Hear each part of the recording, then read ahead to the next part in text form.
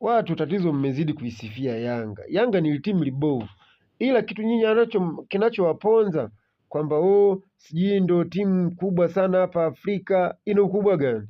Cheki kwanza, wamecheza chini ya kiwango, alafu ni timu ambayo ilikuwa inavizia vizia. Umeona watu walikuwa wanaisema timu ya Simba ni mbaya, lakini angalia walichokifanya wao. Bora tu wamefanya nini? Wametoka bila. Hivi sasa nani aliyotia aibu kati ya wale walikuwa wanasifiwa na wale ambao wana nani, ambao walikuwa wanasifiwa?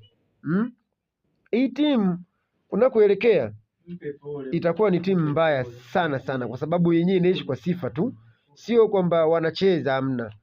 Umeona mimi nilivyoangalia huu mpira, kwa kweli hakuna kitu.